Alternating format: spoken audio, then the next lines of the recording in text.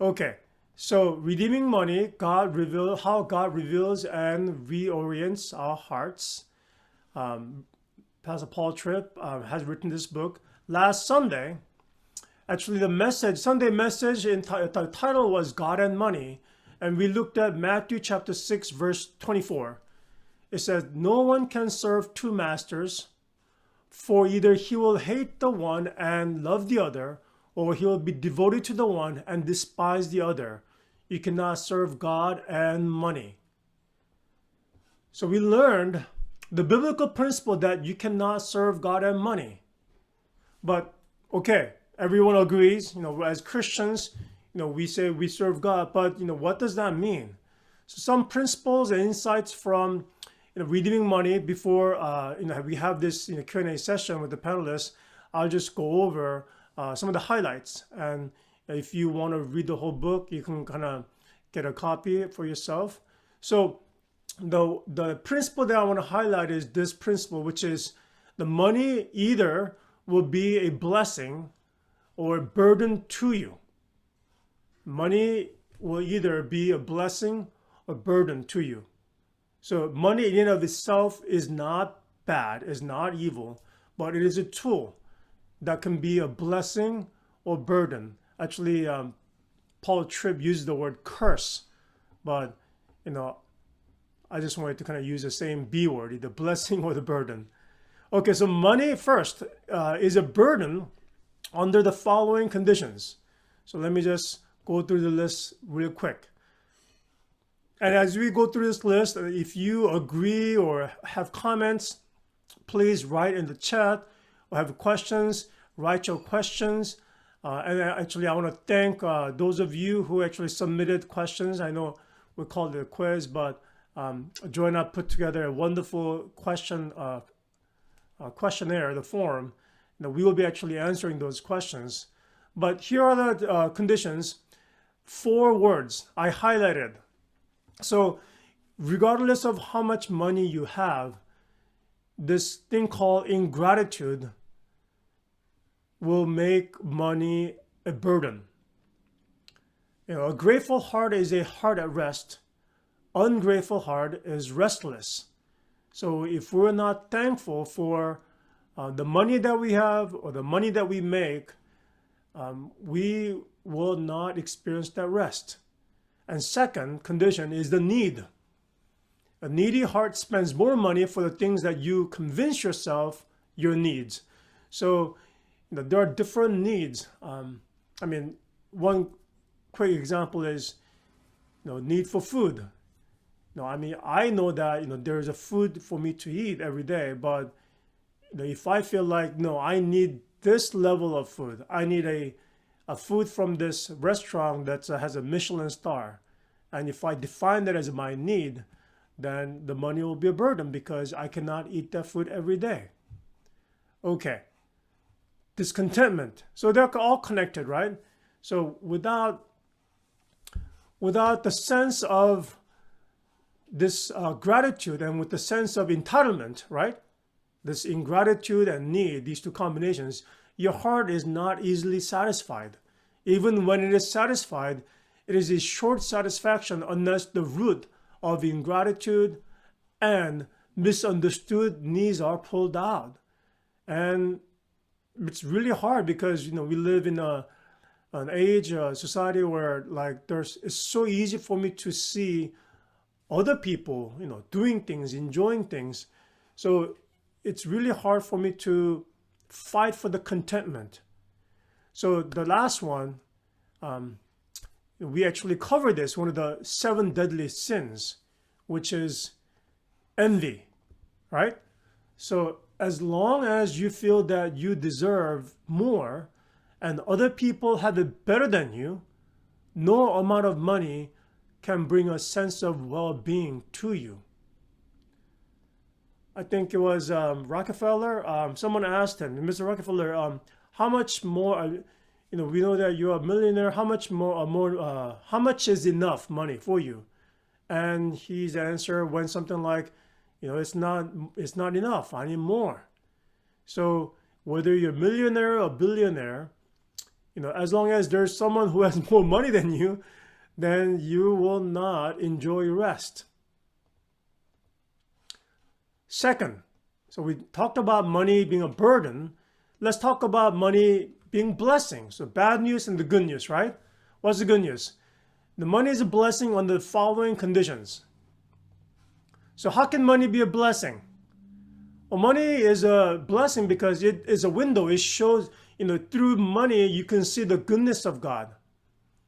God created the material world. So everything good, material things, luxury goods, everyday necessities, small things, little things, big things, they're all good things that God has given us for us to enjoy. So it is a window on the goodness of God. And second, money is a window on what rules your heart. And you may be thinking, how can that be a good news? Well, it's a blessing because, if you know what rules your heart, then you can repent of it, right? And serve God instead of serving money. So money shows you, it's a window on what rules your heart. And money is also a window on the dangers of the fallen world. So we're going to talk about dangers next session, and we'll transition into panel discussion. But money is a window on the dangers of the fallen world. Through use of money, through the whole financial system industry, we can see the fallenness and kind of be aware of its pitfalls and risks and dangers. Okay, fourth, money is a means of responding to the needs of others. Yeah, this is like very easy, right? Whether you give money to the homeless person or food or help out your friend or neighbor or relative, it is a means, a very practical way of responding to the needs of others. And finally, money can connect you to the work of the bigger kingdom. I have been the recipient of this blessing. 7 years ago, before Center Church started in Irvine, I know Joe has been kind of, with me, journeying along from the very beginning. I had to ask money. I had to ask for funding.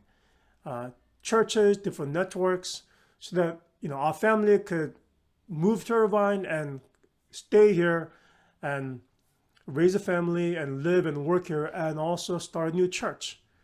And Center Church would not exist without the blessing of many churches and individuals who have given generously, faithfully over many years.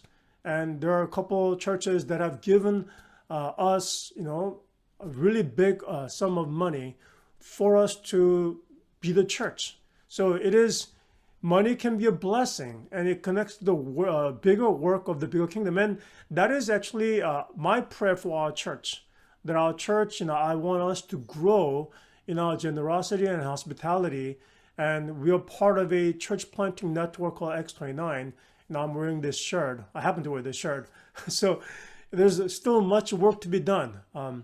We do contribute, even though it's not a lot, every year to the network, but also I think there are more opportunities where we can be involved. So money is actually a blessing, and we need more. That's why I pray we will be able to see this work of the bigger kingdom, not just only in starting new churches, but ministries and mission works both in the States and outside of our country.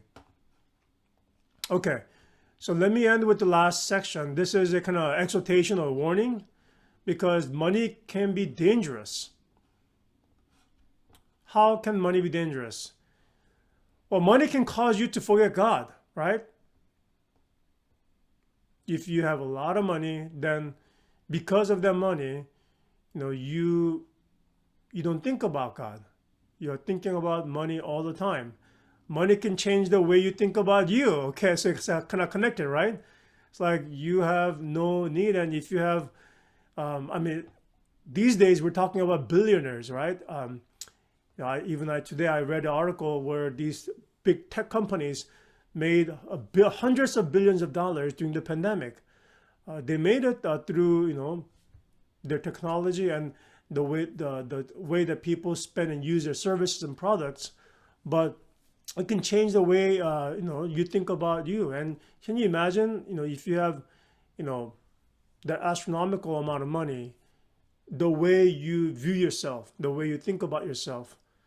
I mean, it can be dangerous. Not that, if you're a billionaire and you're gonna be a bad person. That's not what I'm talking about. But it's a danger that it could change the way you think about you. And money can cause you to look down on others. I think that's what it is. I know those of us who are middle class and under, we can complain and gripe about the 1%, but what if you are the 1%? How would you feel about other people? People who receive, let's say, government help or this upcoming stimulus check. I know we have kind of two polarizing groups, social groups and political groups. And, money can cause people to look down on others. And money can weaken your resolve to fight temptation, because money makes things easy. And there are things that you could not do if you did not have enough money, but that's what it can do.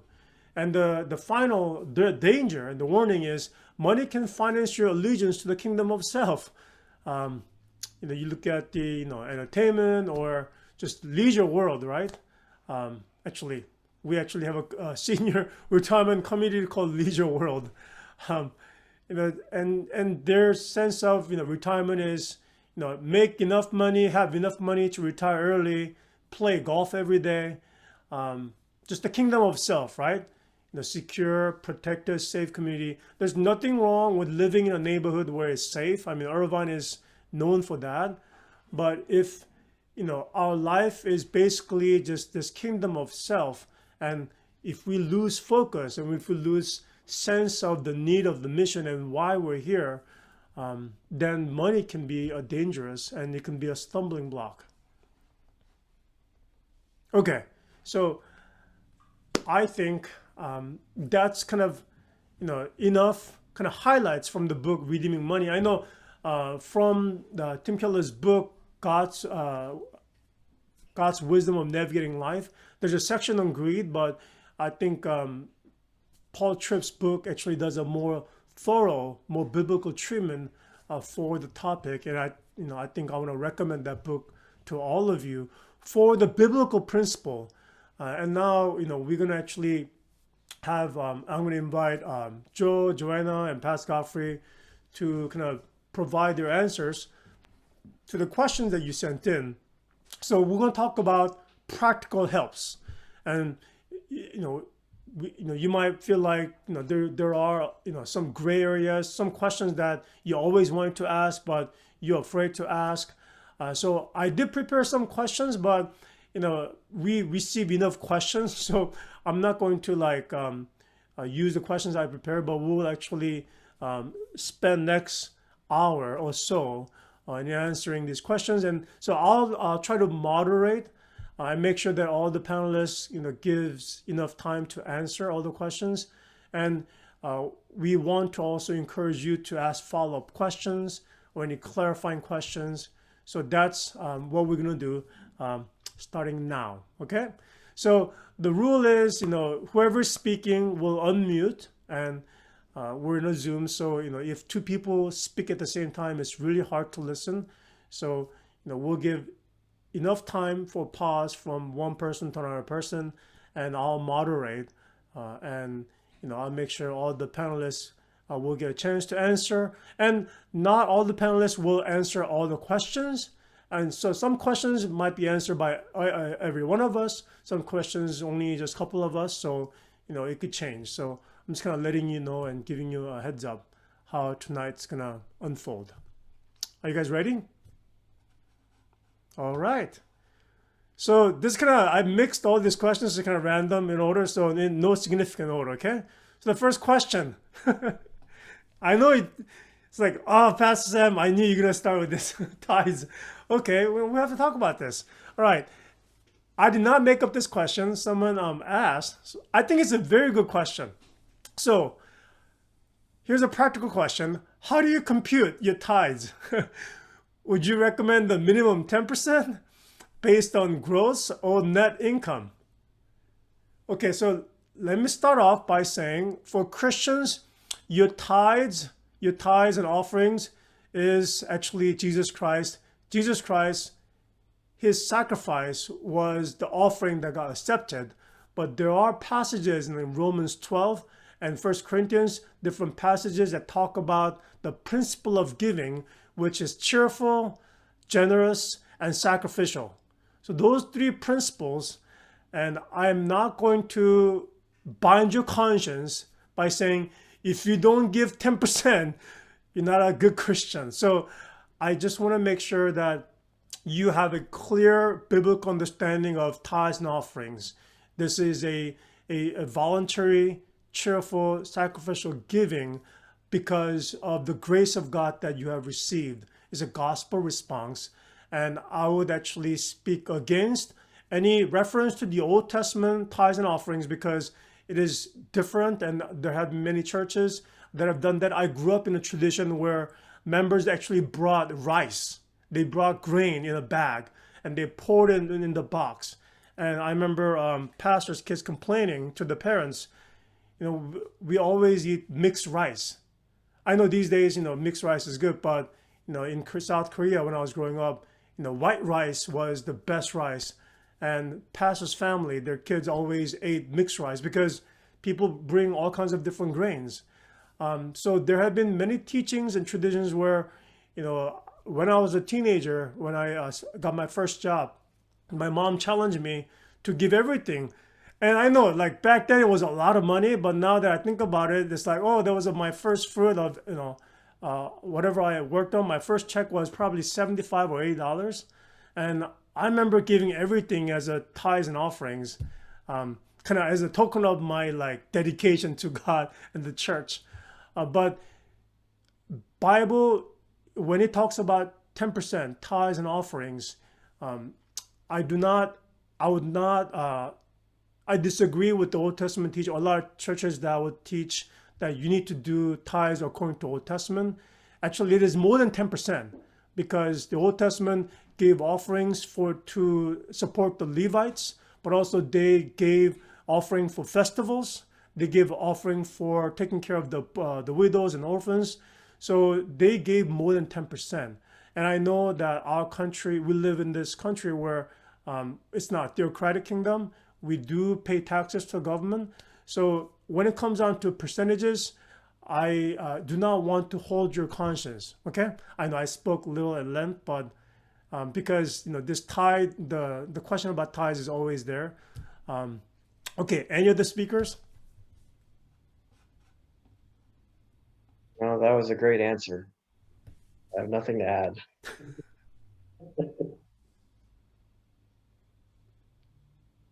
Same. I think you just about covered it.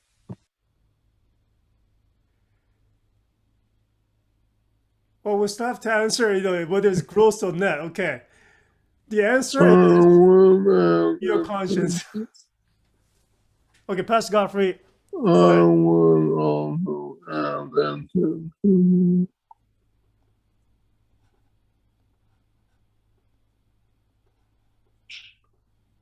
I would add intentional. Thank you. What is it? Yeah, Pastor Godfrey said, I would add intentional to the elements of New Testament giving. Oh. Yes.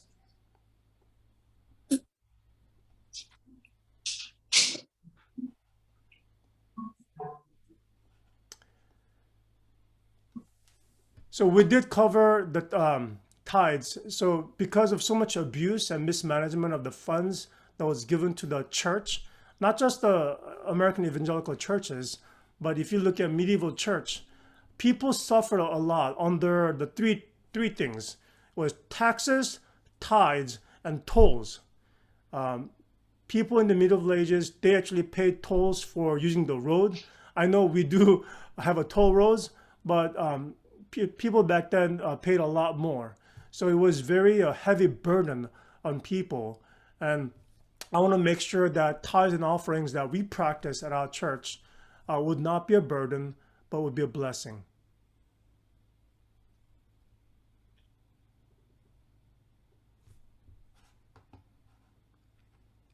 Okay, question number 2. How do you put down a down payment on a house if you've been avoiding credit cards like the plague?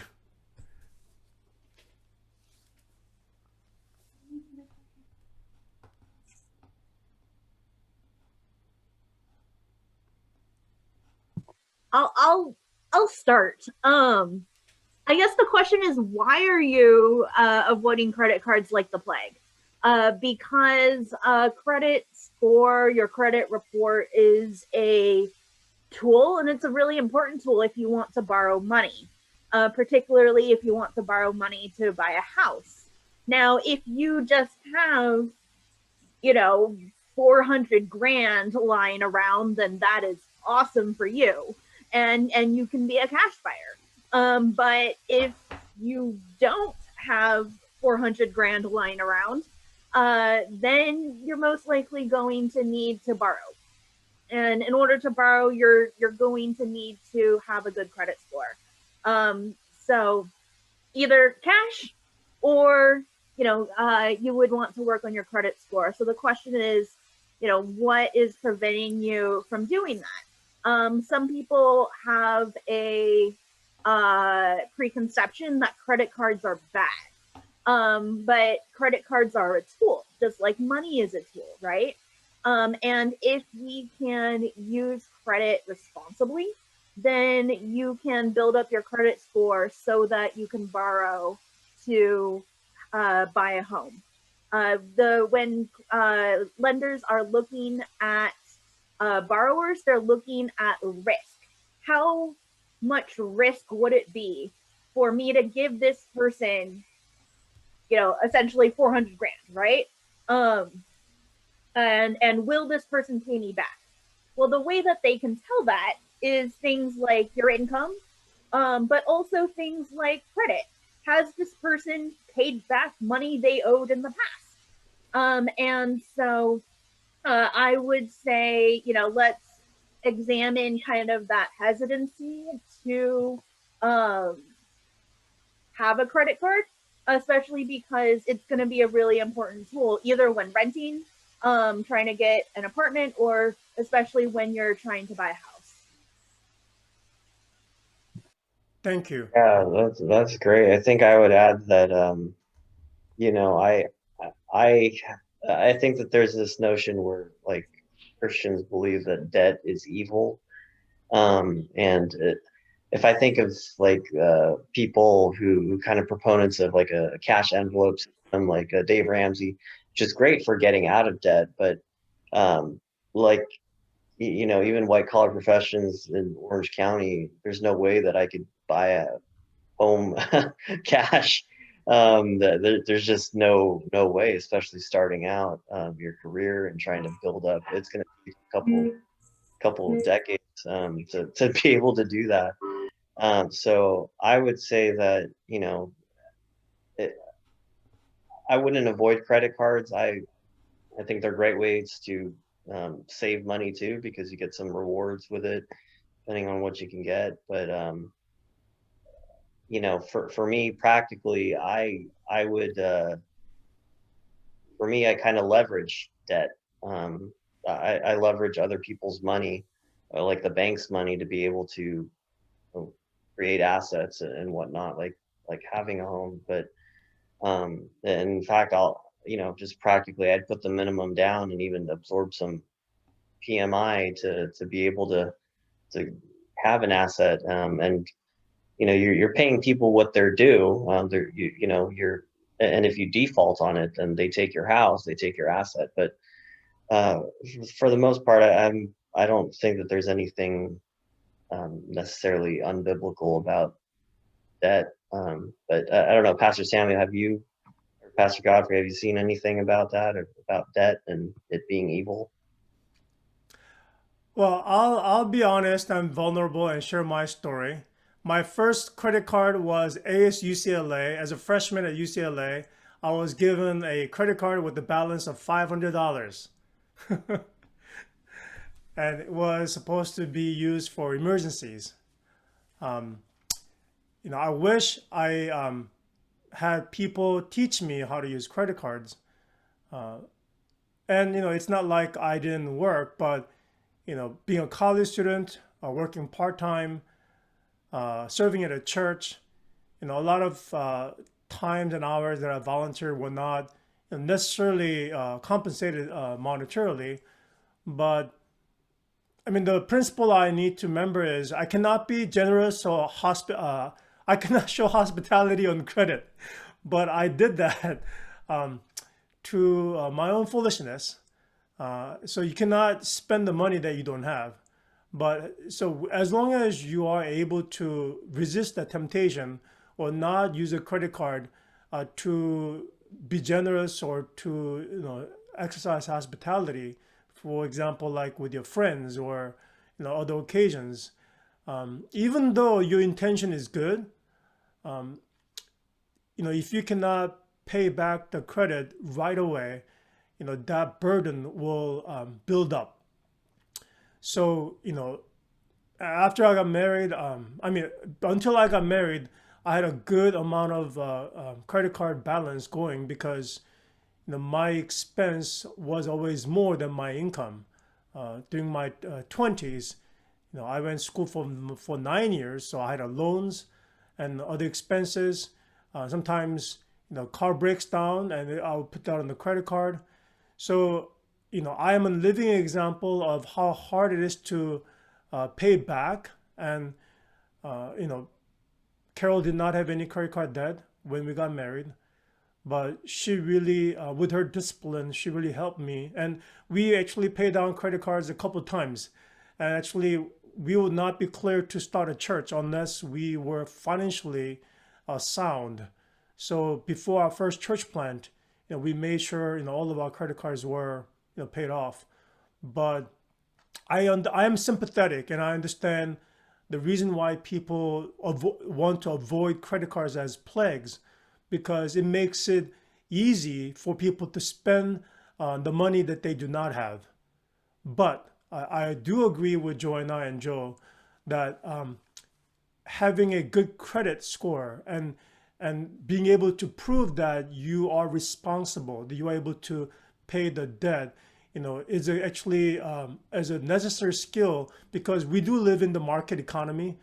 We do live in a capitalistic society, and financial industry is highly developed. So for us to just tell people just use cash only and don't get credit cards, I don't think I could give that advice conscientiously, even though I'm aware of the dangers or the burden that using credit card without the income to pay off right away could lead to a further burden and put a lot of strain later on. So I think it will have to be kind of customized. But as a general principle, I cannot say don't use credit cards because, unless we live in a different economic system, just cash only is possible. But we live in a country where, people reward you for having a good credit score. And actually it is a wise use of, the economic system we're in. I mean, that's my take.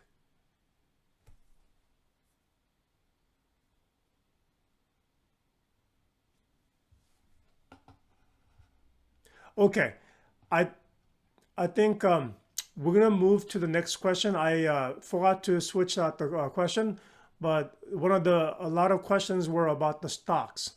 So as Christians, how do you invest in stocks or not?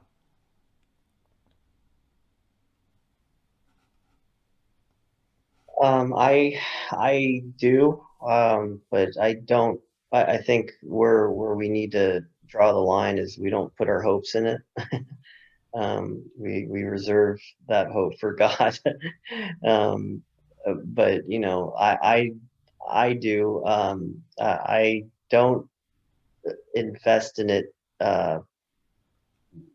with the idea that like this is where my hope and my future lies. Because that can go way south real bad, especially if the economy turns down. And at the end of the day, we know that our hope is in Christ. And things, turn for the worse, we have our hope secure. But I say that, if you have the capacity to be able to be systematic about it, to be not phased, knowing that your hope is deeper than what do you call it, like an accumulation of, or a formula of what your expected retirement, your financial health at retirement. It's more than exponential growth. Um, it has to be. So yeah, that's my 2 cents on it.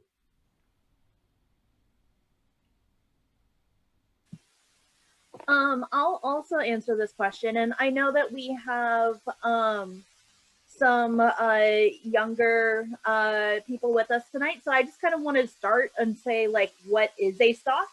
So basically, when we talk about stocks, we're usually talking about publicly traded stock, and that is a company that is basically selling portions of ownership in that company. And we people buy stocks in that company, right? Now, many different things affect the stock market. It's like predicting the weather. You can kind of predict it, but not really. And there are people who are much more educated than I am that can tell you more about like predicting the stock market. But the general advice is that you can't. So that I just wanted to kind of start off with kind of that basic understanding. Also, understanding that the stock market generally goes up over time, but it also goes down. Now, over time, it will go up, and that's historically what we've seen. But we all know that there have been times like the Great Depression, the Great Recession, last year, when stocks can go down in very kind of worrying trends. And I think what Joe mentioned is really important, because if your hope is in that stock and you see it go down and continue to go down, that is going to lead to a lot of financial anxiety. It would lead to more anxiety if you invested more in stocks than maybe you should have. So you should only invest what you're willing to lose. It's not quite like gambling, but it's kind of like gambling. You should not put in more than what you can lose. So you should have a emergency fund. You should have, your savings and all of that. If your savings is 100% in stock, that's a very unstable investment. And so, as we are talking about how we want to steward money well, that's something to keep in mind. When I grew up, I grew up in my family, and my dad, to this day, is like, stocks are evil. And that was because, he had a friend who invested poorly in stocks and then lost everything they had. And like literally everything. And he's like, stocks ruin people's lives. Well, poor choices ruin people's lives. And sometimes those choices are associated with the stock market. But again, all of these things are tools, right? And so for some people like my dad, they are very risk adverse. And so like just any sort of question mark like freaks him out. And so the stock market would be a poor investment for him, not only because, of this experience his friend had, but just because he's a very risk adverse person. And it would just be very anxiety inducing for him to invest anything in the stock market. For me personally, I invest in index funds. So an index fund is like somebody takes a little bit of lots of different stocks, and then you buy a piece of this index of this stock soup, and then and the reason why I invest in index funds is because your risk is uh, averaged out over uh, a large base, right? So like, let's talk about GameStop, because GameStop was in the news recently. Um, you know, so if you invest in one stock, right, you have the opportunity that like it's gonna skyrocket, right? And you're like, you're gonna make all this money, and like that can be super cool and exciting. But it can also go down. And you know, it's literally you're putting all your eggs in one basket. With an index fund, you know, you have your eggs in lots of different baskets, and so if one basket tanks, then the rest is going to be relatively fine. So that's kind of like my stock conversation, very, very basic. Thank you, Joanna. Is really helpful. I think the question is, can you trust the stock market? Well, the answer is if you can trust U.S. government, then you can invest in the stock market and think of long term and not short term. And you can actually do it individually. Fidelity. There's internet brokers, online brokerage, also Charles Schwab, and there are many different direct accounts that you can open. But also you could use companies like American funds or mutual funds. There are a lot of companies where they'll manage your portfolio for you. So I think just like credit card, I think there seems to be a kind of common thread. Be aware of dangers, but um, you know, investing stock in and of itself, it is not a bad thing. I mean, our stories and our backgrounds do influence and affect our choices of investment. So I think we might actually have a more financial planning this question come up. But let me switch to question number 4. Okay, so is zeal or motivation towards work in the form of earning money and saving something that God will provide, or is it only it is only a byproduct that comes when the purpose or goal of work is relatively clear to self? I think the question is kind of complicated. Joanna, would you like to kind of translate the question for everyone in the room? I have to translate the question? Okay. I think my understanding of this question is basically I mean, I think we can look at it in 2 parts. One part is the motivation for work, and then the other part is like what we're working for. And that can be like, I think it's a small but important distinction here, because we work because we need money. Right? Like that, we work because we need money. That's just kind of the long and short of it. But why? What are we working towards? What is that goal that we want? And how does spirituality play into that? Something that actually, I remember having a long conversation with Pastor Sam, and I don't know if he remembers it, probably not. But we were made to work. We weren't made to like even before the fall, we were made to work, and that was part of the deal. But work wasn't supposed to be so dang hard. And after the fall, that's when the fruits of our labor become difficult to get. And so when we're looking at you know, how are we managing the finances? How are we managing our work? You know, what are we working toward? The goal, the big question, as with everything, right, is how is this glorifying God? Right? Whatever we do, whether we eat, whether we drink, whether we work, whether we you know, invest in GameStop, is, you know, is this glorifying to God? And you know, that answer is going to be different for uh, everyone. Um, so I'll stop rambling and let someone else take over. Well, thank you for jumping onto the on answering the question.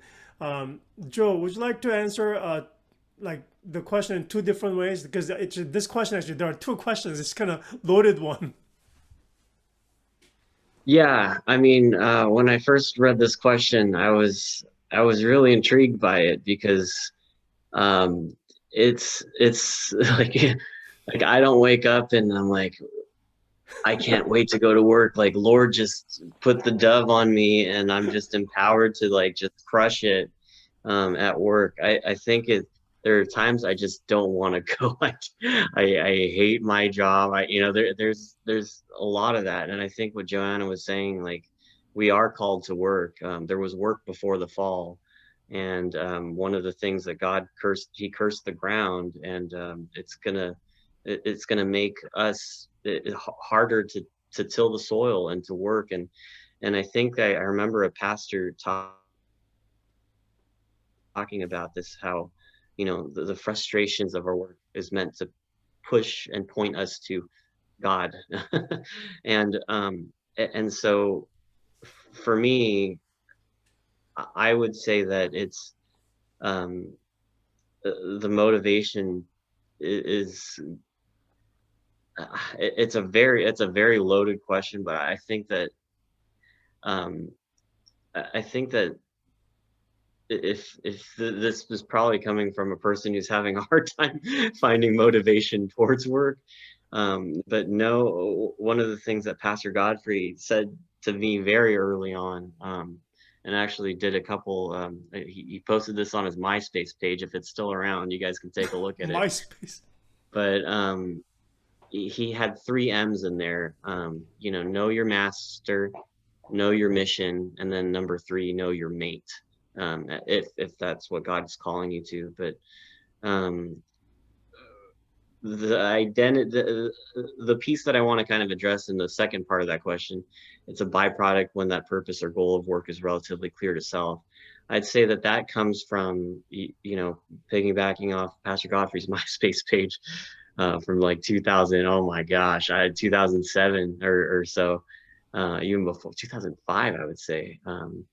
But it's this idea that, we need to know who we are in Christ. And number 2, we need to know, what has God specifically wired us to do? What are the traits that God has, blessed you with? Whether that's you taking a strengths finder test and realizing how God has kind of uniquely wired you. But I would add another part to it. It's, know who your master is, know what your mission is. And number 3, to whom are you called?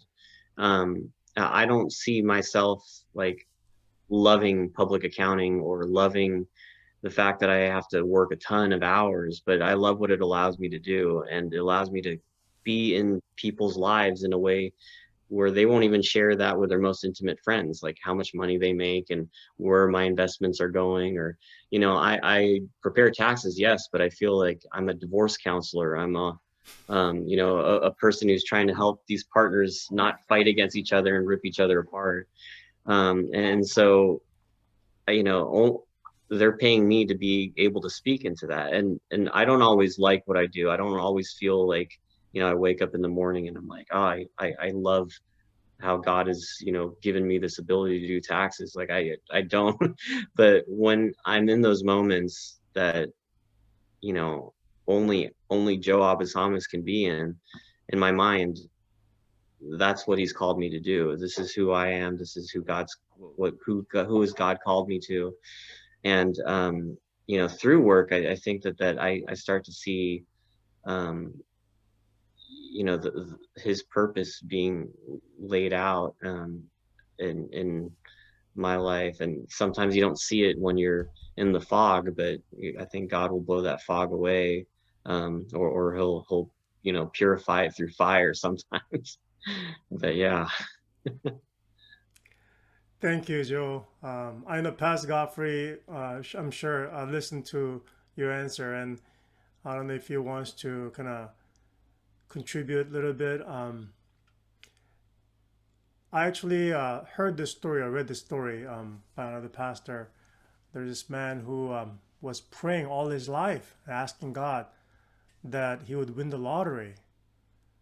And he didn't win. So he went to heaven. And this man asked God, God, how come you never answer my prayer? And God told this man, at least you have to buy a lottery ticket. I don't know if it was like a dead. I don't know how many of you got it. So when it comes down to motivation, this man asked God that he would win the lottery, but he has to actually buy the lottery ticket, right, for God to answer his prayer. And I think that little story. I don't know if it just felt like one of the daddy jokes, but hope you get the moral. I think there's a certain part where you have to actually take a step, and you cannot just expect God to give you the desire. I remember my first job in the U.S. Was $4.25 an hour, minimum wage. I had to find a job because my mission was to support my parents. They didn't work, so I think many of our parents could relate to the story, especially if they're first generation immigrants, where work was not an option. They have to actually go to work, make money so they could pay the bills and put food on the table. I think even though that might not be the most desirable work that you want to do, I think going through that, I mean, working even the minimum wage job actually teaches a lesson of where you actually grow character and kind of go on that journey of finding that clear vocation. Whether it's well paid or underpaid, I think it requires the whole journey. So God does provide the motivation, but you cannot just sit around all day and just like wait for that aha moment, right? It's like if you have bills coming up, well, you gotta go, do any work, wash dishes or do any work to pay the bills. I think that's. I hope that answers this question. Pastor Godfrey, you wanna make comments?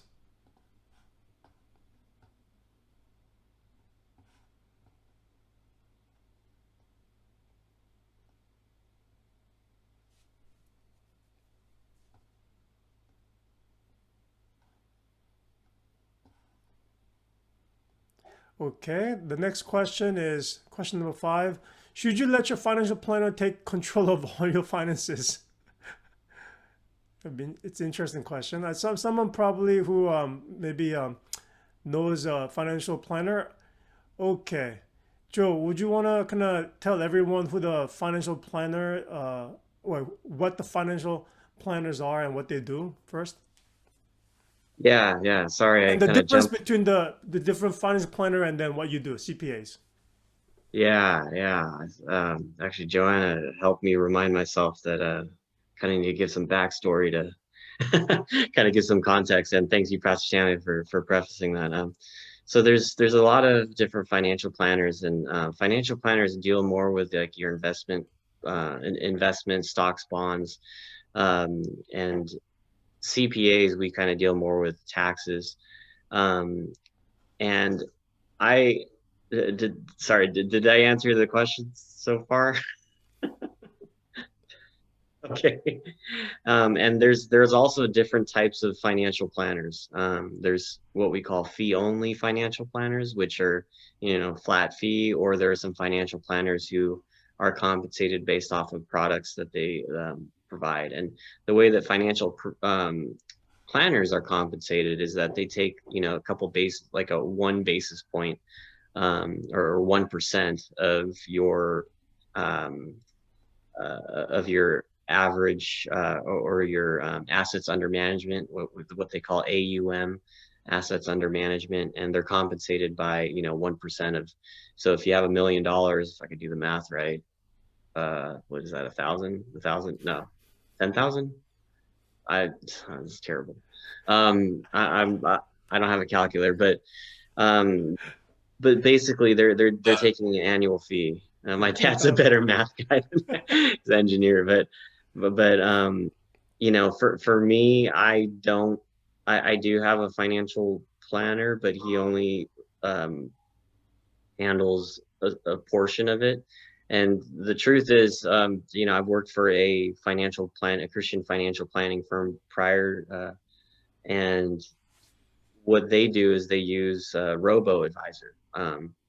Basically, you know, they get compensated, but the programs and algorithms, they kind of handle it for you in the background. But it really depends. I mean, it's really what you're looking for as far as like peace of mind.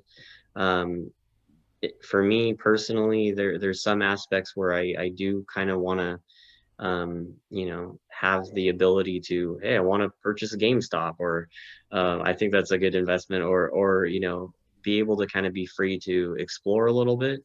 With financial planners is very, you know, kind of systematic. It's kind of, you set it and you forget it type thing. They check in every now and then. But you know, with some of the investments that I've had just through like 401k, there's predefined buckets of investments that are offered through those 401k plans that, you know, you kind of set it and you let it take care of itself. You know, the different 401k plans also have robo advisors built into it. So like Vanguard, for example, which was like you know, Leia has Vanguard.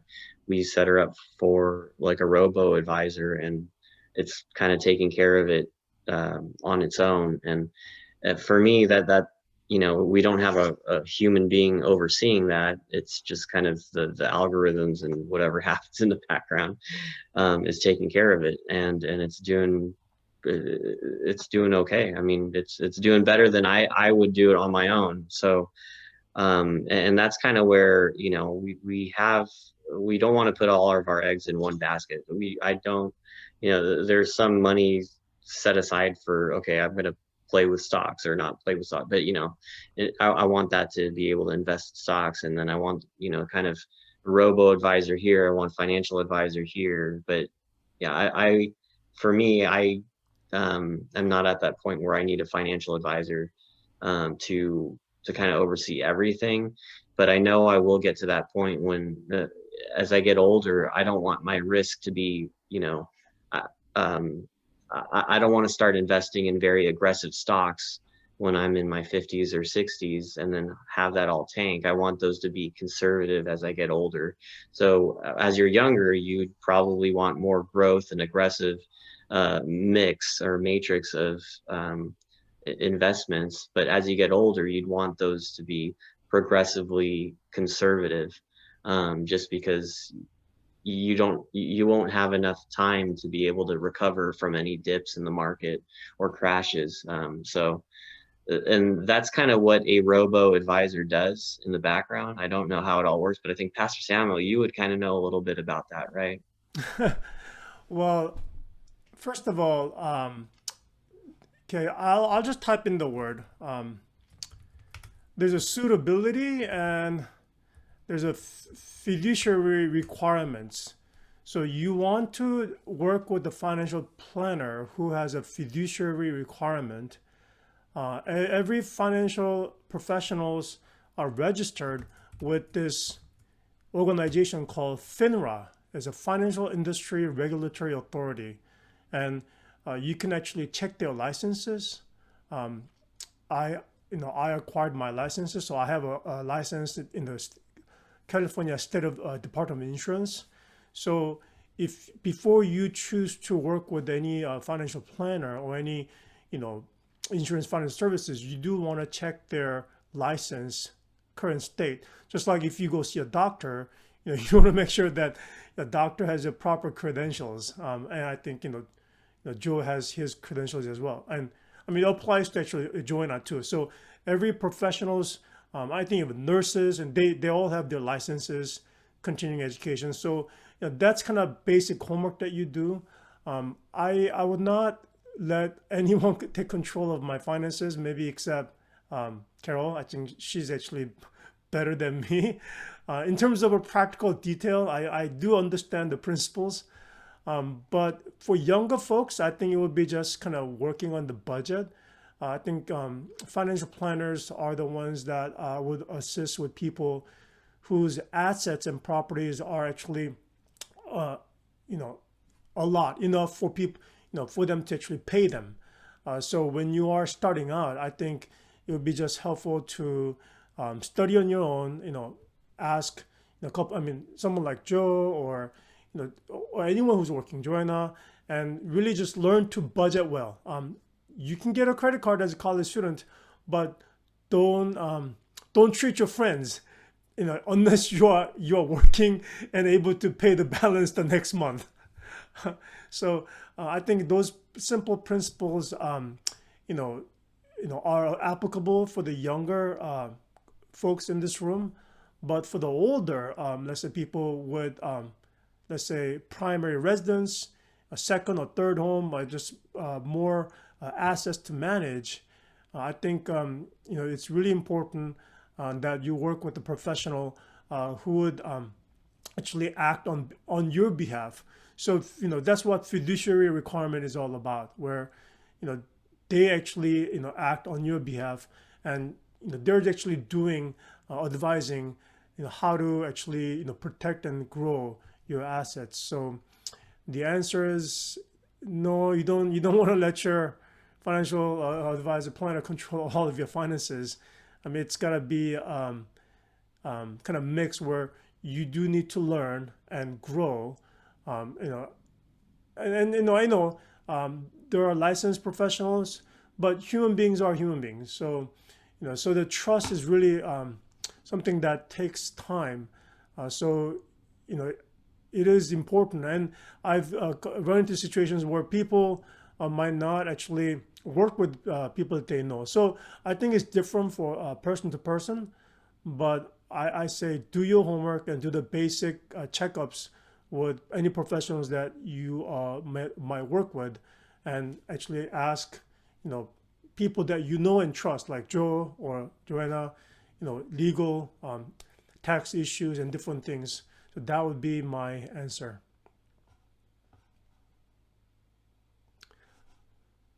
Okay, next question. Student loan payment strategies. Oh man, student loans.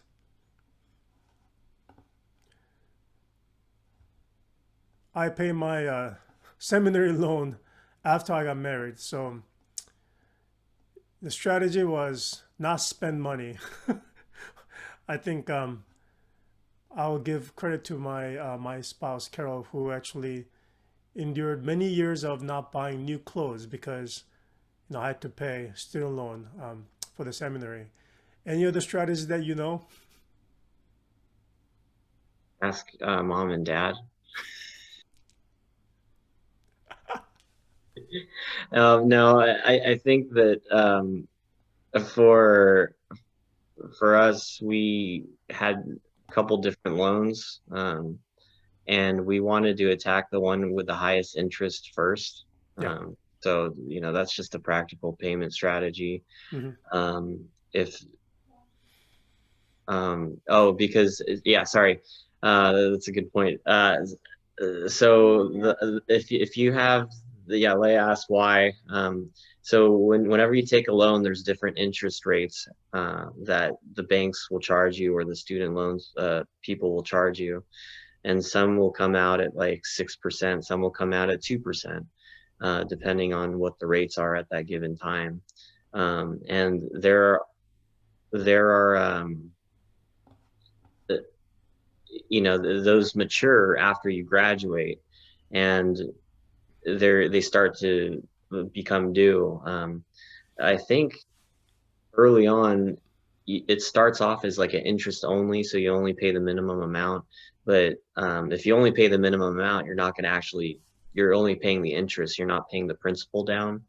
And so you want to be able to attack that once you have enough, well, once you start, you know, after you graduate, or even during.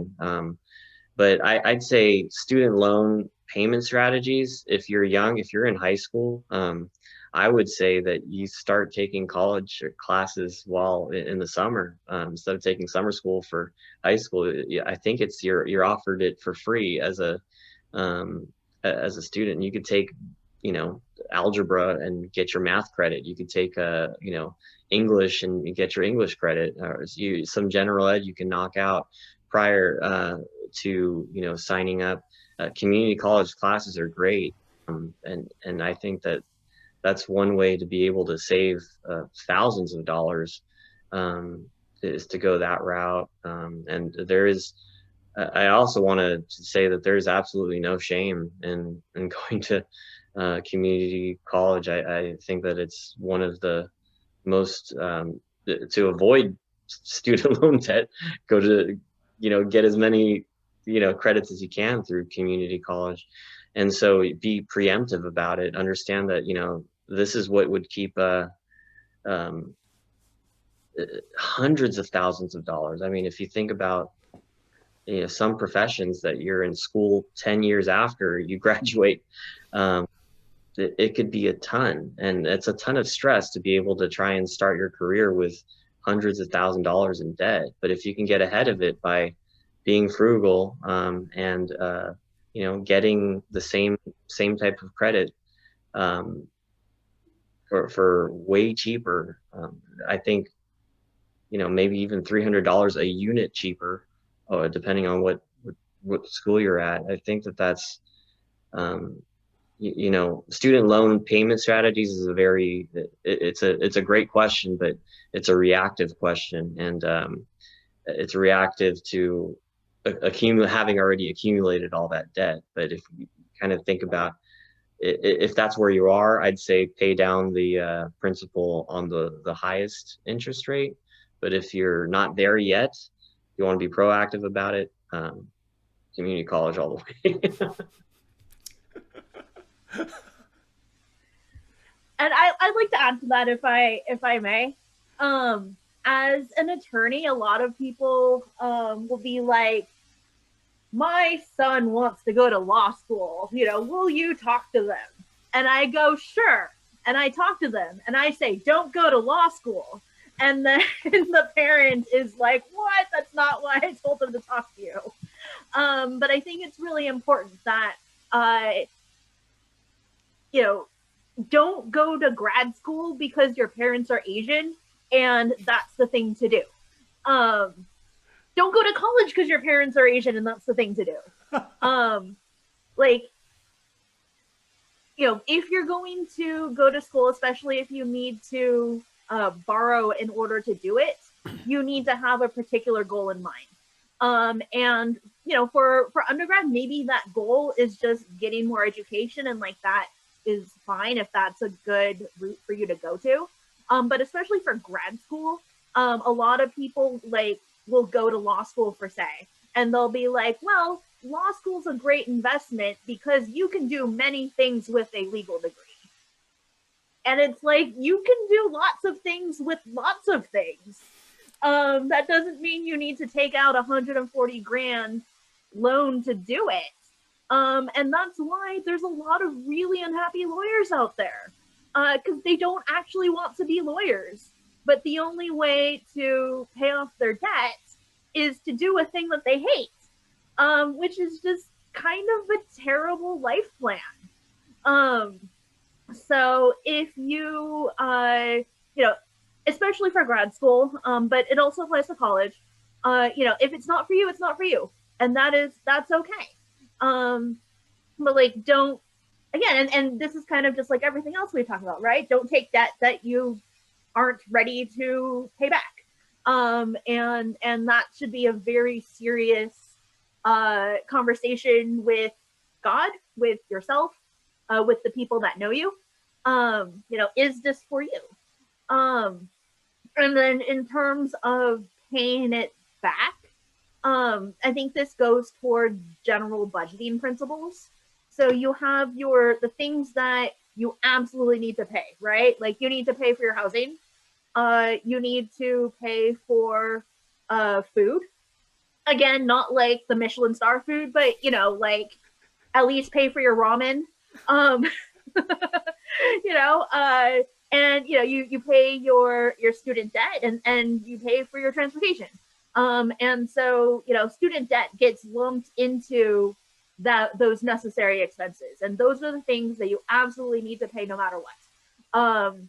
And then after that, then you look at your other expenses, and you go from there. So as you build your budget, which you should have one, um, you start with the things that you absolutely need to have, and then you allocate funds to be able to do other things. And maybe that means that you have a fun fund, which like great.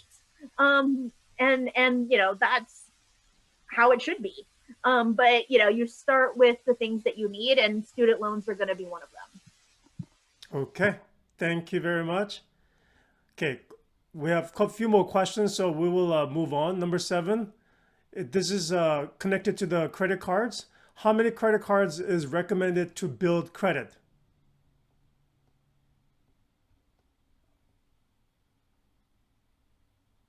I'd say one, and just pay it off. Just make sure you just pay it off. I'd say don't take more than you can handle. I think I would advise more than one. Okay, so Joe's advice is 1. Anyone else? All right, I take that back. I have 2, Costco Visa card, and then the other one's an Amex. But the Amex kind of builds a little bit more. But I just love Costco, so I have 2. Okay.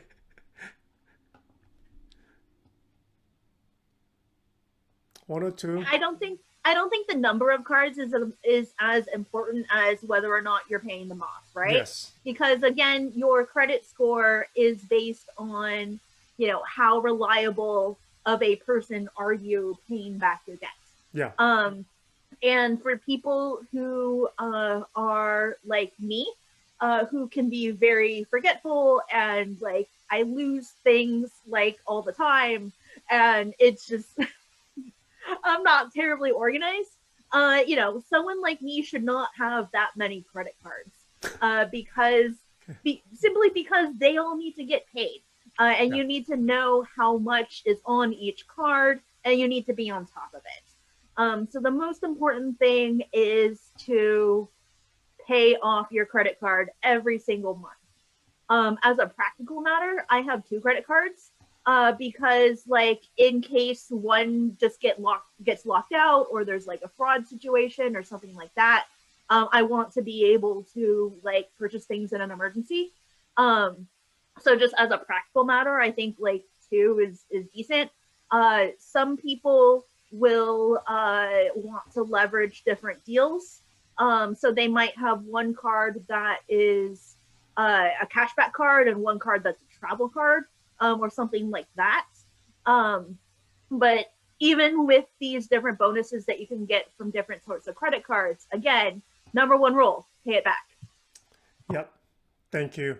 Yeah, any revolving balance defeats the purpose of any bonuses the credit card promises. Actually, that's what the credit card companies want. So thank you for your answer. So 1 or 2 is enough. Okay, number 8. How much should one save for the future? Oh, this question is hard, right? And I think it depends. Is there a standard amount or form of saving and investing? Okay, this question itself requires a whole hour for answer. If you could do it like in couple minutes. Standard advice is 3 to 6 months in advance. So however much it pays for you to exist, however much it costs for you to exist, you want about 3 to 6 months of that. Okay.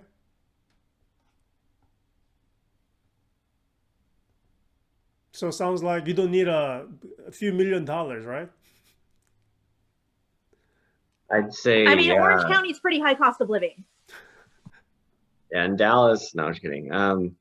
But yeah, I'd say it's hard because I tend to say like my heart is more like Rockefeller in here.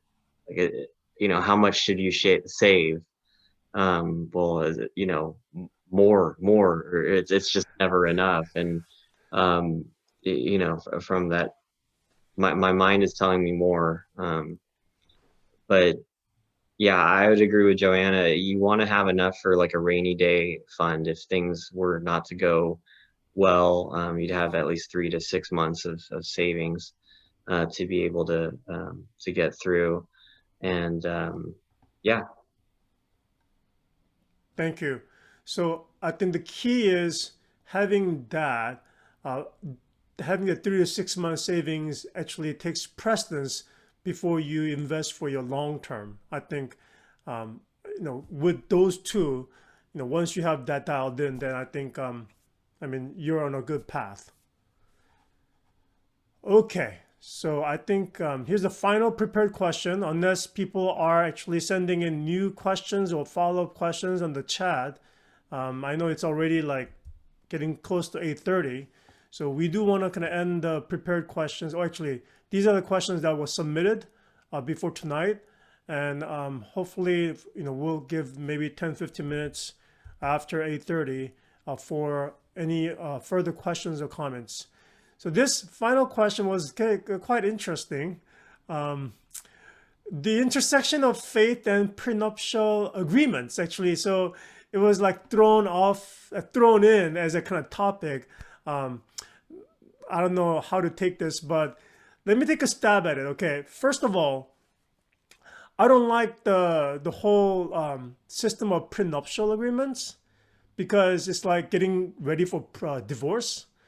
But just like Jesus answered the people of his own day who were challenging him about divorce, I think I would go with Jesus' answer, where I don't like prenuptial agreements, but because of the current situations and so many hardships that people go through, I think it's not going to hurt to prepare. I mean, I before I got married, I didn't even think about prenuptial because for me, like being a Christian, conservatives, like, one marriage, like this one, for life. But having gone through and being in ministry for more than 20 years and having counseled many couples, and especially lately, last few years, it's really heavy, heavy on my heart. It's grievous for me to see couples that we actually spend time at church together, are separating and they're divorcing. And I'm like, wow, this is, I cannot just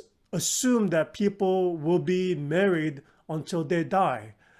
So because of the circumstances, even though I don't like the prenuptial agreement, I think it's helpful, depending on the people and their conscience, to actually prepare. So that's my answer. So I'll take a stab at it. So as you guys know, I'm a family law attorney.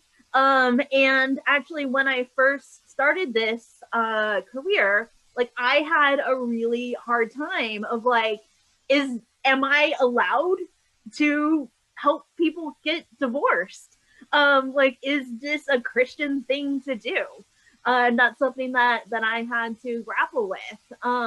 But I think as I've been an attorney for 7 years now, going on 8.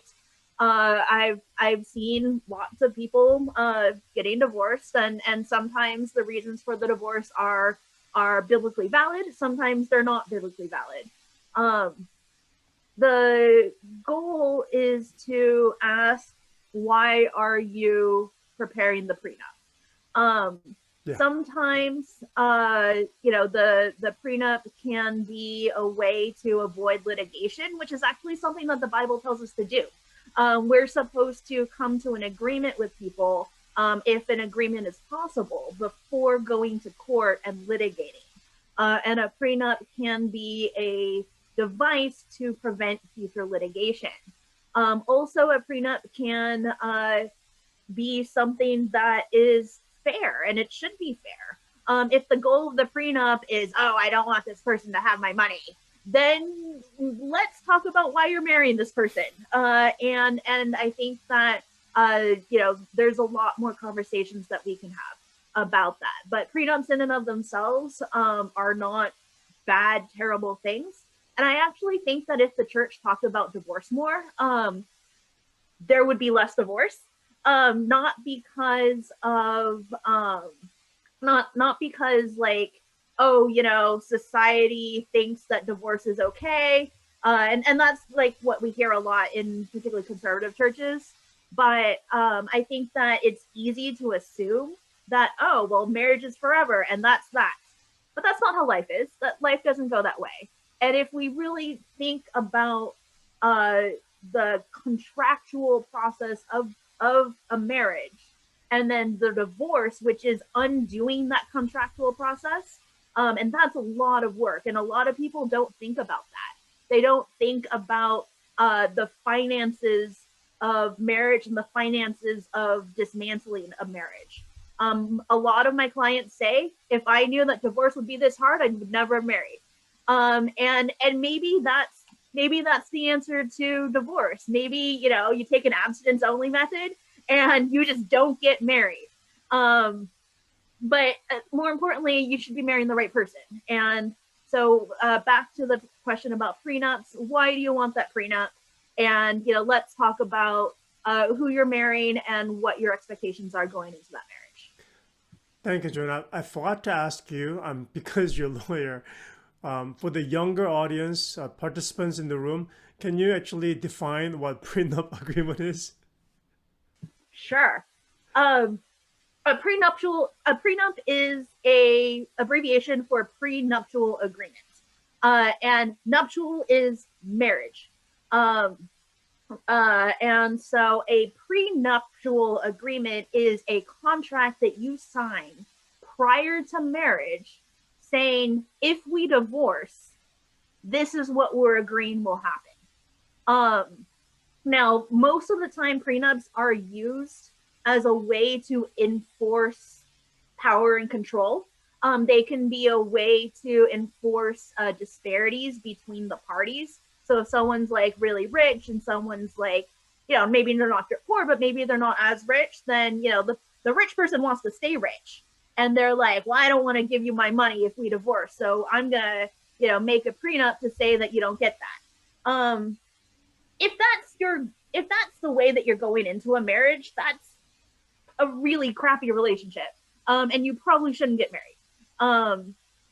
But, there are ways that prenups can be helpful. And so, again, like everything else, they're a tool. But we want to know about the motivations behind why you're using that tool. Okay, thank you. And I think if you have any more follow-up questions, you can direct those questions to Joanna. She's, pretty knowledgeable in that area, and hopefully not too many of our young people will be in this situation. Hopefully you'll meet people that will have a character. But again, it's I don't want to assume, so I think that's the key. So it's something that I think people can look into and think about. Just because it's there, you don't have to use it, but the tool's there. Okay. Let me just quickly go over the comments in the chat as we were kind of sharing the answers. I think there is I know it's kind of a little old, going back to the student loan conversation. I think Ruben and Ophi said, ask loan from your parents so you don't have to pay back. Okay, it depends. If your parents are really generous, then maybe. Oh, thank you, Pastor Godfrey. He said, just wanted to remind everyone that we're supposed to be changing our clocks for daylight savings this weekend, which is tomorrow. Yeah, it just, it didn't occur to me. We thought to make the announcement last Sunday. So thank you, Pastor Godfrey, for the announcement or reminder. It's a spring forward, so you lose 1 hour. Carol to everyone, huh? No, so I guess Carol doesn't want our kids to have student loan or have the student loan from us. Okay, Caden is good idea. Okay. Um, Joe, I almost want to go back to community college and take some Spanish classes. Yeah, free. So community college is a great way to figure out what you want to do. Sometimes you need that time to experiment and try things. Uh, Nico, actually, who joined us, actually, he's in the room.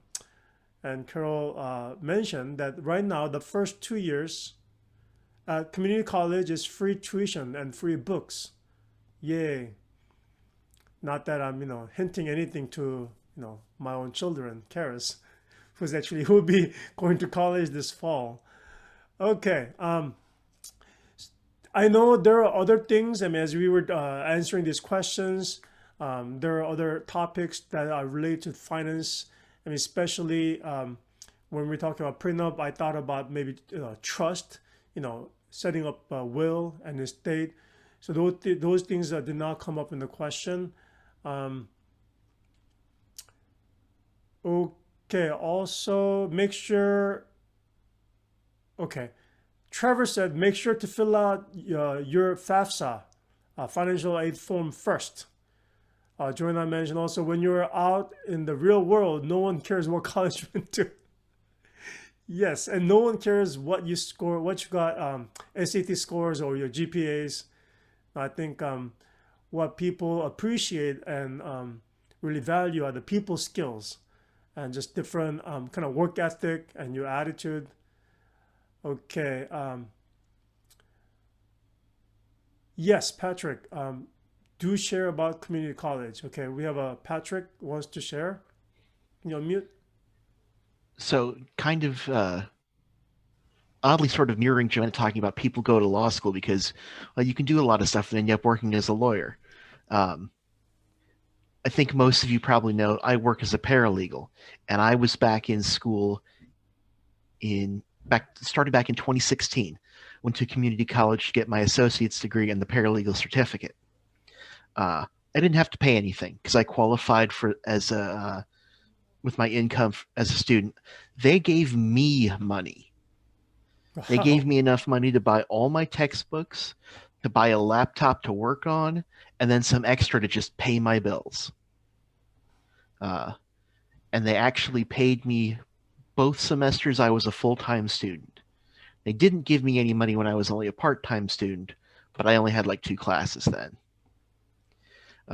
There are actually a fair number of in-demand fields where you can just go get an associate's degree and maybe some specialized certification, and then you're set. Because it doesn't take a whole lot, for example, to be a paralegal, but definitely not everyone can do it.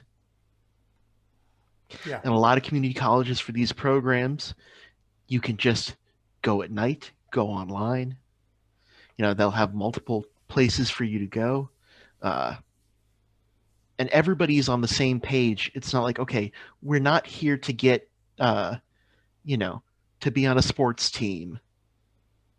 We're not here to, just drink all day or find a spouse or whatever you go to college for. And I'm going to mute so someone can explain the for-profit school question. Okay. Okay. So in the chat, while Patrick was talking, I was mentioning don't go to for-profit schools because they're scams.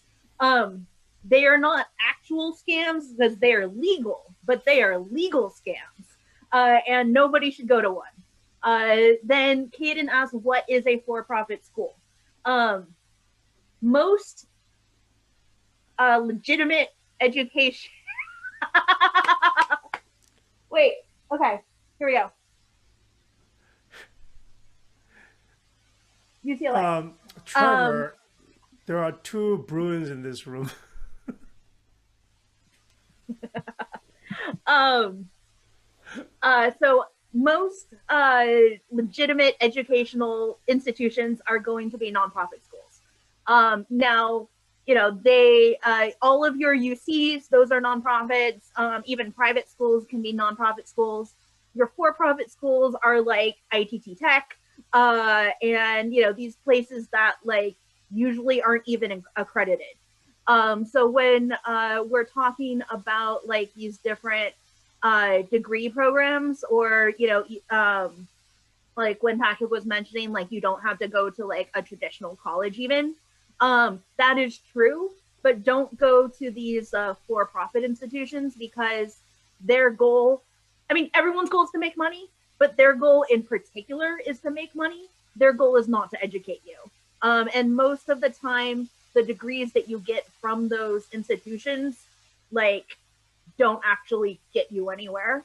Um, and so you're just really wasting a lot of money.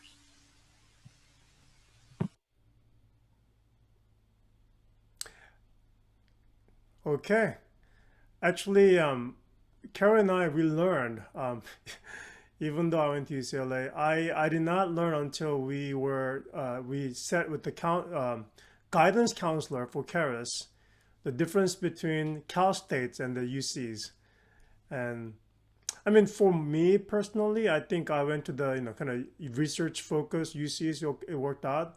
It's not for the career planning, but I think for those of us, or for the young people who are um, really preparing to go to college for as a career preparation, I think Cal State actually could have been a good choice as well. I actually thought about Cal Poly Pomona because I was interested in civil engineering. I know some of you probably don't know that story about me. Um, yeah, there was the engineer side in me, organized side in me, but um, I ended up going to UCLA.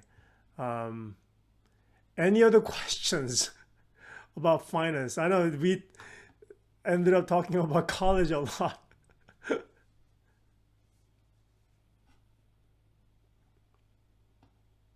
Oh yeah, private universities like USC, unless you really get a lot of scholarships and grants and know what you're doing, they're way more expensive than public universities.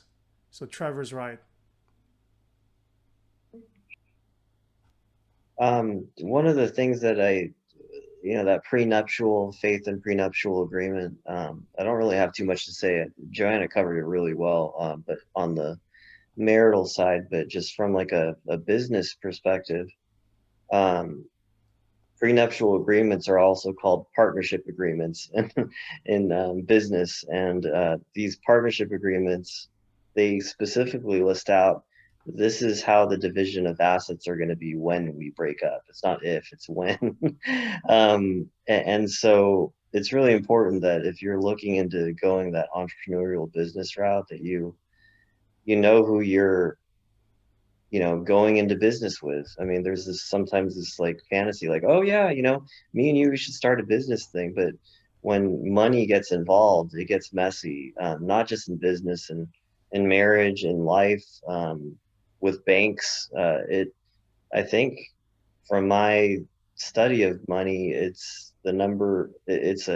not the number one cause for divorce, but a cause, a majority cause for divorce. And businesses break up all the time because of it too. So it's just really important that know your master, know your mission, and then know your mate. Mm-hmm.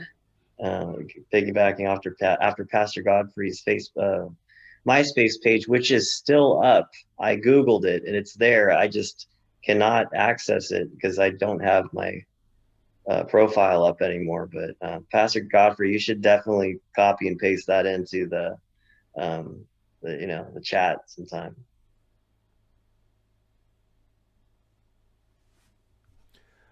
Thank you, Joe. Any other questions or comments from anyone in the room?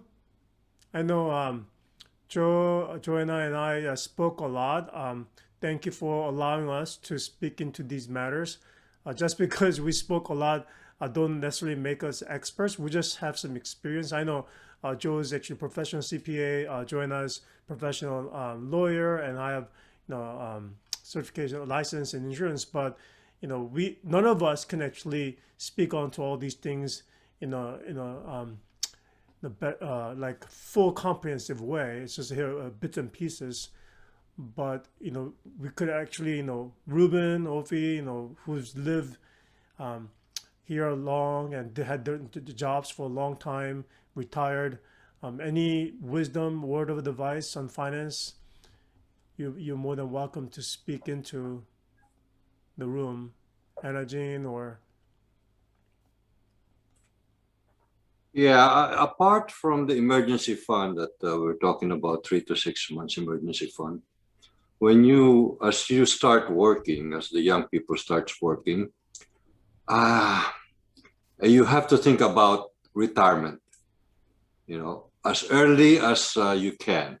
When you start working, start thinking about retirement and kind of force yourself to save. If the company offers 401k, that's good. Take advantage of it and put aside as much as you can, because in the end, you will see the fruit of it. When you do retire, you'll see, oh, okay, I didn't even know I got that much already there, because you force yourself to do it when you were younger. So, yeah. Thank you.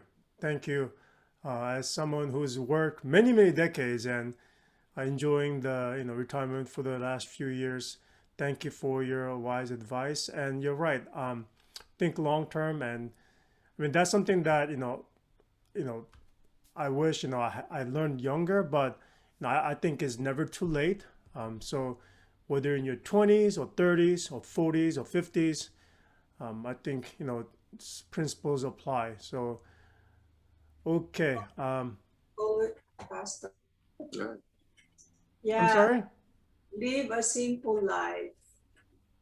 Simple life. Mm-hmm. Be frugal, everything in your spending and in your living. Yes. Thank you for the reminder. Tithes. When we were raising our children, I was the one holding the the accounting in the house back then. And my addition and subtraction don't really match. So I would call the treasurer, the church treasurer, almost once or twice a month, asking if my check bounced. And years passed. God is really good. I thought I bounced my check, but it never did. It never did. So what I'm saying is we really have to prioritize our giving to the Lord, and He will provide the rest. Thank you. Okay, Joanna's comment was retirement. People are living longer and medical care is getting more expensive. Thank you. Medicare actually implemented a change. I do the Medicare certification every year. As of 2020, I think a couple of years ago, the Medicare plan, supplemental plan F, is no longer offered, which means there are different parts. Medicare is a federally provided health care when you reach age of 65. So hospital, doctor services, A and B, they're all covered, but 20% of the deductible, or 20% of the costs are not covered. So more people are getting retired, more people are living longer. So, the whatever supplemental plan to pay for extra costs that the government doesn't pay, each year, the supplemental care premium actually increases. So as you get older, that premium goes up to like $400 or $500. So that is something that I think a lot of young people need to remember, because when you're young, you don't think about the healthcare costs. But as I get older, as I work with older people retired, I think the healthcare cost will be the biggest, actually biggest cost in the future for many young people. So that's something that like we need to remember.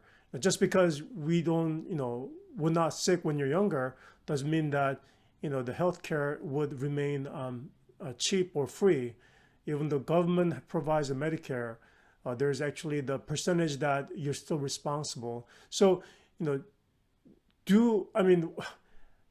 know if you hold a personal conviction where you don't believe in Social Security, I respect you. You don't need to have Social Security, but if you do trust the U.S. government enough to put into Social Securities, there's a Medicare tax, and you want to have it at least 10 years so that your Medicare Part A is paid by the government. So you're basically prepaying your Medicare costs for the Medicare. So there's a quick update.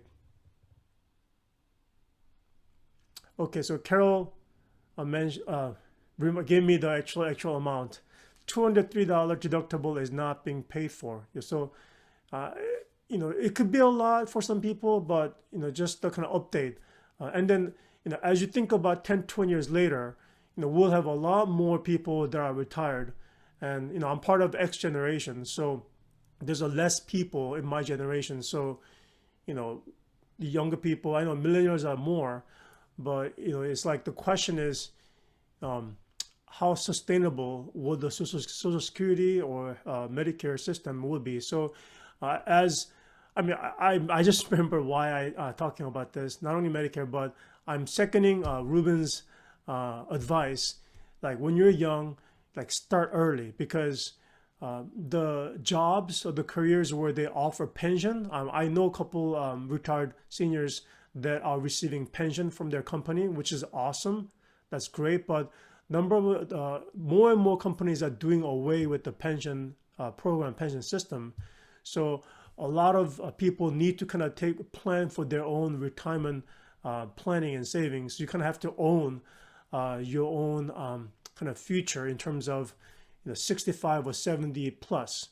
Or if you do live 20 or even 30 years after your job, what does that look like? What kind of standard of living, lifestyle, but importantly, like healthcare costs.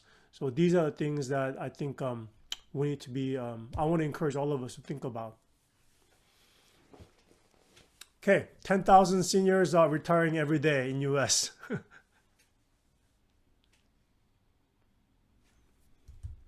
Any other questions or comments? I have a quick question. This is more directed to Joe. But would you consider like a finance job like somewhat fun and fulfilling? Sorry, no, I don't mean to laugh. I think that numbers by itself will drive somebody crazy. But if there's a purpose behind it, like financial planning, for example, you're in such a sweet spot. Like the thing I like about numbers is what it allows me to do, and that's build relationships with people that I normally wouldn't have. They're paying me to look at their finances and help them save on taxes, or help strategically plan their life in a way that they wouldn't allow their best friends to speak into. And I'd say that it's a very unique opportunity to be able to speak into that. And there's a lot of times I felt like quitting and just doing something different. And I think that I could very well continue what I'm doing. It really, if God leads me somewhere else, then I will go. And I think that if I were to encourage the younger people in this room, or in this chat, is to whom are you called? What has God called you to do? And number two, to whom are you called? Those are the two questions that I came out of seminary trying to figure out. And I think that I wish I found that out a lot earlier. Like when just starting to think about those questions while I was in high school. To whom am I called? And you'll go through these accounting classes. You'll go through the normal classes that you need, the hoops that you need to jump through. And I mean, I want to ask Joanna the question too, because when you're going through your law degree and all your classes on tax law, and you've had to have questioned, why am I doing this, or do I really want to do this? Did you have those same questions? Do you feel like your degree is fulfilling, or the hoops that you had to jump through were worth it? The one rule of law school is everybody cries.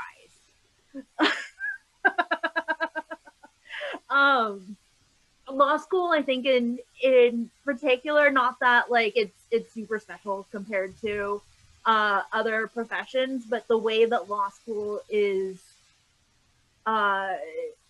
made, it's like a 3-year hazing process. And it's really important to have a strong sense of self and a strong sense of why you're there. And like Joe was saying, to whom are you called? I really enjoy my job. Again, same as what Joe was saying. Sometimes I want to quit. Sometimes I don't want to go to work. Sometimes I really don't want to pick up that phone because I know who it's going to be. But I personally find what I do very, very fulfilling. Part of that is because God has called me like specifically to be a lawyer through a prophetic dream, and that's not everybody's path, and that's very different than most people. Also, God gave me the ability to work in pro bono work, so I find that very fulfilling as opposed to private practice, which was like terrible. I hated that. But it just really kind of depends on where you are, who you work with. I heard that like people don't leave their jobs, people leave their employers. And that's true too. So there's a lot of different factors in addition to like, what is it that you do that factors into job satisfaction. Okay. Thank you, everyone. We actually have upcoming study sessions in the book of Proverbs about different spheres, friendship. So, we will have more opportunities to talk about these practical things, but I do want to thank the panelists, Pastor Godfrey, Deacon Joanna, and our former Deacon Joe. Actually, he's still serving our church. And I know Nico joined a little later, but I think hopefully the conversations, the questions, and the answers that we provided were helpful. I know it's almost 9 o'clock. Time went by really quickly, but next week I do want to kind of invite you and then let you know that next week is the last study of the 7 deadly sins. It will be on lust. Okay, so just like talking about money and greed, it's kind of sensitive. It might not be easy. So next week, the discussion, the groups will be by gender. So one group will be all men, the other group will be all women. So we'll be talking about the lust, one of the deadly sin that is actually prevalent in our society, and that's been normalized. So I'd like to kind of remind you about next week's study. And since it's 9 o'clock, thank you for all your time. Can I ask Ruben to just pray for all of us and ask God for wisdom with matters of finance and money, that we become good stewards? Okay. Thank you. Okay, let's pray. Father, we just thank you, Lord. Thank you that you have guided us through the discussions and to the welfare of your people, Lord. Thank you that for this very important subject about finances, and that you are concerned about our future, that our future actually, you're the one holding our future. And then if we trust you in this little thing, Lord, you will provide us with a guidance in other important things in our lives. So Lord, thank you for everybody for the discussion and for the knowledge that came from you. In Jesus' name we pray. Amen. Amen. Thank you. Thank you, everyone. You're more than welcome to stay, but yeah, if you need to retire to sleep, have a good night. See you Sunday, and next Friday actually is the last study for the 7 deadly sins, and the last Friday of March we'll take a spring break, and then we'll resume in the month of April.